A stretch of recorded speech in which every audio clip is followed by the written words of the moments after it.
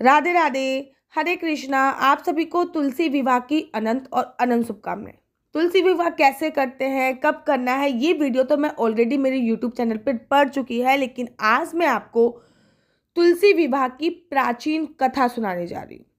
प्राचीन काल में जलंधर नामक राक्षस ने चारों तरफ बड़ा उत्पात मचा रखा था। वह बड़ा वीर और पराक्रमी था। उसकी वीरता का रहस्य था कि उसकी पत्नी वृंदा बड़ी पतिव्रता धर्म की थी। उसी के प्रभाव से वह जो था इतना बलवान था। जलंधर के उपद्रवों से परेशान देवगण भगवान विष्णु के पास जाते हैं और रक्षा की गुहार लगाते हैं। उनकी प्रार्थना सुन के भगवान विष्णु ने वृंदा का पतिव्रता धर्म भंग करने का निश्चय किया। उधर जब पति जलंधर जो देवताओं से युद्ध कर रहा था, वृंदा का सतीत्व नष्ट होते ही मारा गया। जब वृंदा को इस बात का पता लगा तो क्रोधित होकर उसने भगवान विष्णु को श्राप दे दिया कि जिस प्रकार तुमने छल से मुझे पति वियोग दिया है, उसी प्रकार तुम भी अपने स्त्री का छल पूर्वक हरण होने पर स्त्री वियोग सहने के लिए मृत्यु लोक में जन्म लोगे। यह कहकर वृंदा अपने पति के साथ सती हो गई। जिस जगह पर वह सती हुई थी वहां तुलसी का पौधा उत्पन्न हुआ। एक अन्य कथा भी आती है। एक अन्य कथा के अनुसार वृंदा ने विष्णु जी को यह श्राप दिया था कि तुमने मेरा सतीत्व भंग किया है, अतः तुम पत्थर के बन जाओगे।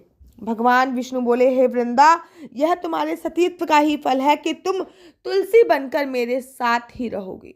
जो मनुष्य तुम्हारे साथ मेरा विवाह करेगा वह परम धाम को प्राप्त होगा। बिना तुलसी दल के शालिग्राम जी विष्णु भगवान की पूजा अधूरी मानी जाएगी। शालिग्राम जी और तुलसी का विवाह भगवान विष्णु और महालक्ष्मी के विवाह के प्रतीक माना जाएगा। एक दूसरी कथा भी आती है। दूसरी कथा इस प्रकार है। एक लड़की थी जिसका नाम था वृंदा। राक्षस कुल में उसका जन्म हुआ था। बचपन से ही भगवान विष्णु जी की भक्त थी। बड़े ही प्रेम से भगवान की सेवा पूजा किया करती थी। जब वे बड़ी हो गई तो उसका विवाह राक्षस कुल के दानव जलंधर के साथ हो गया। जलंधर समुद्र से उत्पन्न हुआ था। वृंदा बड़ी ही पतिव्रता स्त्री थी, सदा अपने पति की सेवा किया करती थी। एक बार देवता और दानवों ने युद्ध हुआ। जब जलंधर युद्ध पर जाने लगा तो वृंदा ने कहा, स्वामी, आप युद्ध पर जा रहे हो, आप जब तक युद्ध पर रहोगे मैं पूजा में बैठ के आपकी जीत के लिए अनुष्ठान करूंगी। मैं जब तक आप वापस नहीं आओगे मैं अपना संकल्प नहीं छोड़ूंगी। जलंधर तो युद्ध में चले गए। वृंदा व्रत का संकल्प लेके पूजा में बैठ गई। उसके व्रत के प्रभाव से देवता भी जलंधर को न जीत सके। सारे देवता हारने लगे और हार कर विष्णु भगवान के समक्ष पहुंचे। सबने भगवान से प्रार्थना करी तो भगवान ने कहा कि वृंदा मेरी परम भक्त है, मैं उसके साथ छल नहीं कर सकता।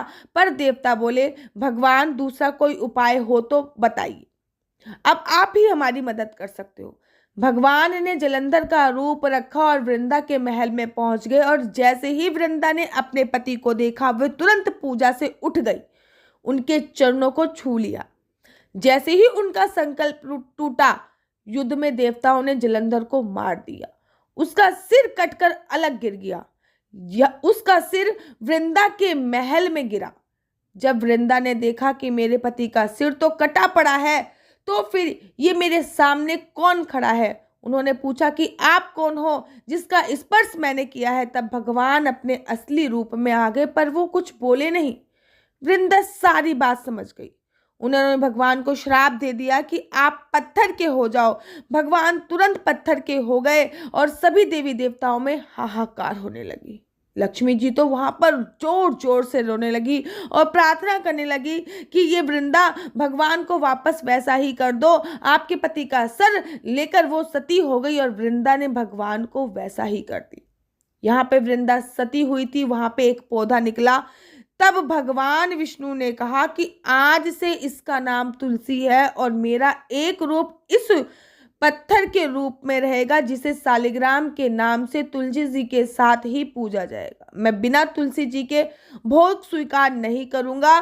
तब से तुलसी जी की पूजा सभी करने लगे और तुलसी जी का विवाह शालिग्राम जी के साथ कार्तिक मास में किया जाने लगा। देवउठनी एकादशी के दिन इसे तुलसी विवाह के रूप में मनाया जाता है। देखिए, एक कथा इस प्रकार भी आती है, ऐसा माना जाता है देव प्रबोधिनी एकादशी पर भगवान विष्णु 4 माह की नींद के बाद जागते हैं। धार्मिक दृष्टिकोण से प्रचलित है कि जब भगवान विष्णु ने शंखराचूर नामक राक्षस को मारा था, उस विशेष कारण से वो दिन में सो गए थे। उसके बाद कार्तिक शुक्ल एकादशी को जगे थे, इसलिए इस दिन उनकी पूजाएं विशेष प्रावधान होता है। इस संबंध में एक कथा और है।